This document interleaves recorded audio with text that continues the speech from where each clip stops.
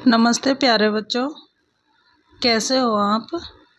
मैं आशा करती हूँ कि आप सही और स्वस्थ होंगे और अपनी पढ़ाई रेगुलर कर रहे होंगे। आज हम पढ़ेंगे हमारी जो भूगोल की बुक है हमारा पर्यावरण, उसका अध्याय 4 जिसका नाम है वायु एयर। देखो, वायु, हमारी पृथ्वी चारों ओर से वायु की घनी चादर से घिरी हुई है। तो वायु क्या है? जो हमारी जो पृथ्वी है वो चारों ओर से वायु की घनी चादर से घिरी हुई है, वो क्या है? वायु।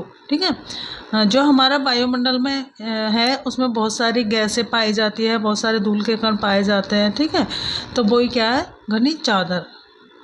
अब पढ़ेंगे वायुमंडल का संगठन।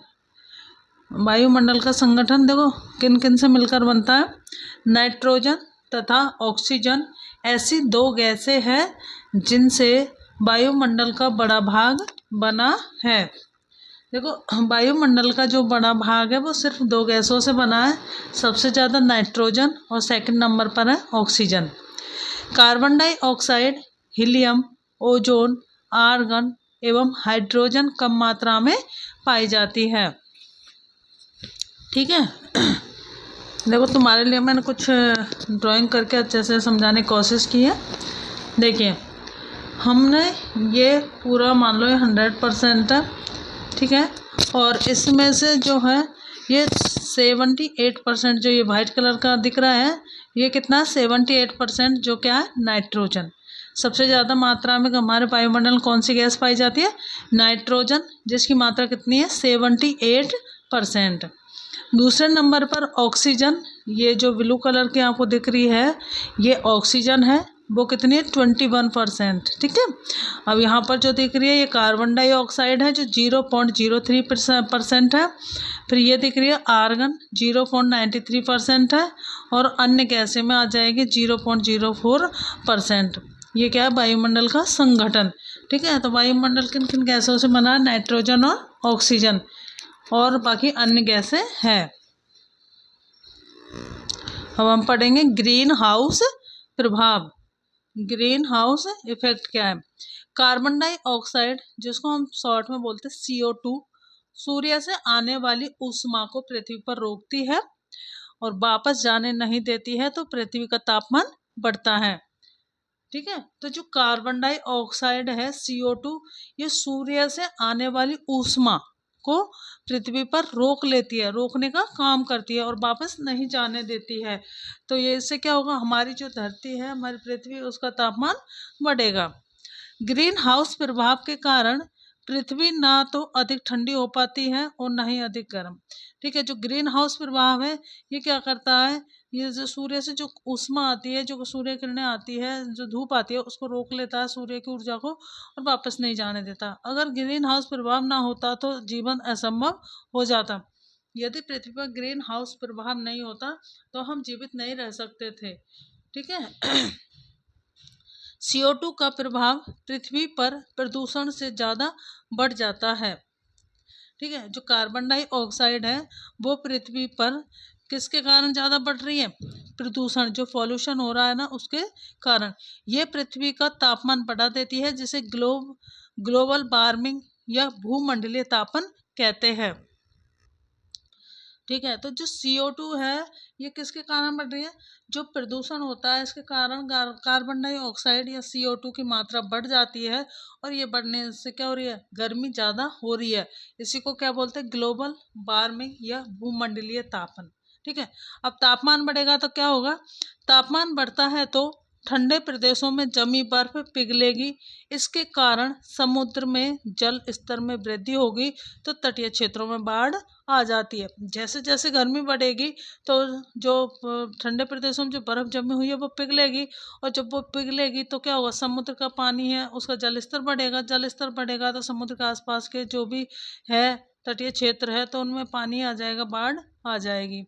अगर ऐसा ही चलता रहा तो जलवायु में परिवर्तन होगा, इसलिए कार्बन डाइऑक्साइड CO2 को लिमिट में रखने का प्रयास किया जा रहा है, ताकि कार्बन डाइऑक्साइड की मात्रा ज़्यादा ना बढ़े। ठीक है। इसको नियंत्रित करने की कोशिश की जा रही है। हरे पादप अपने भोजन के रूप में CO2 का प्रयोग करते हैं और ऑक्सीजन वापस देते हैं। मनुष्य और पशु CO2 बाहर निकालते हैं। देखो, हरे जो पादप है यानी पेड़ पौधे क्या करते हैं, जिसको हम छोड़ते हैं, हम क्या छोड़ते हैं, कार्बन डाइऑक्साइड। ठीक है, तो कार्बन डाइऑक्साइड को पेड़ पौधे ग्रहण करते हैं, और जो पेड़ पौधे होते हैं वो ऑक्सीजन छोड़ते हैं, जिसको हम मानव ग्रहण करते हैं, पशु और मानव। ठीक है, तो हमारे द्वारा जो कार्बन डाइऑक्साइड छोड़ी जाती है उसको पेड़ पौधे लेते हैं, पेड़ पौधों के द्वारा जो ऑक्सीजन छोड़ी जाती है उसको हम लेते हैं। अब हम पढ़ेंगे वायु चक्र। ठीक है जब वायु गर्म होती है तो फैलती है और हल्की होकर ऊपर उठती है। देखो, जो हवा गर्म होगी तो हल्की होगी, और हल्की होगी तो क्या होगी, ऊपर उठ जाएगी।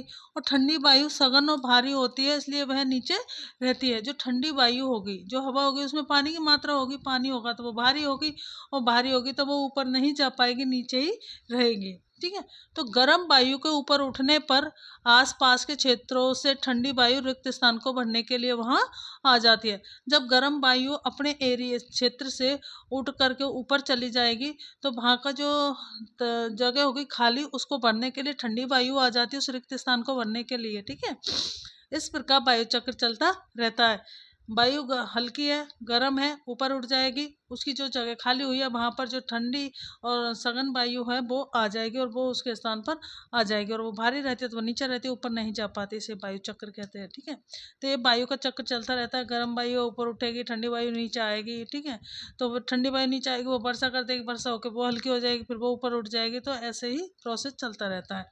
अब हम पढ़ेंगे वायुमंडल की संरचना। हमारा वायुमंडल 5 परतों में विभाजित है, जो पृथ्वी की सतह से आरंभ होती है। ये है। ठीक है, तो हमारा जो वायुमंडल है वो 5 परतों में विभाजित है। आइए देखते हैं कौन कौन सी है। पहली है क्षोभ मंडल, फिर समताप मंडल, मध्य मंडल, बाह्य मंडल और बहिर्मंडल। अब हम इनको डिटेल से पढ़ेंगे। देखो, पहली है क्षोभ मंडल। ठीक है, तो जो वायुमंडल की जितनी 5 परतें हैं ना, इनमें सबसे महत्वपूर्ण परत क्षोभ मंडल ही है। ठीक है, तो वायुमंडल की सबसे निचली में महत्वपूर्ण परत है। इसकी ऊंचाई 13 किलोमीटर है।